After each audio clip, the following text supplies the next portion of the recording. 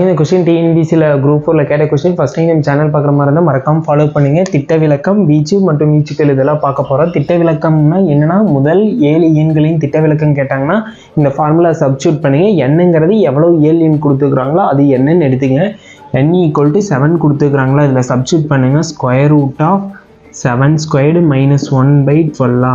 அடுத்தது 7 ஸ்கொயர்டு வந்து ஸ்கொயர் பண்ணிங்கன்னா 49. 49 -1/12.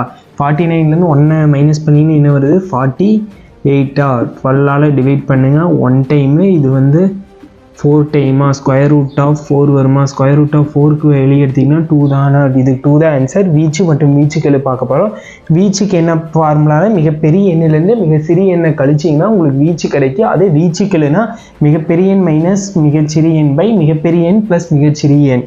ஃபஸ்ட்டு வீச்சு ஃபைன் பண்ணலாம். R = மிகப்பெரிய எண் என்ன, 18. 18 மைனஸ் மிகச்சிறிய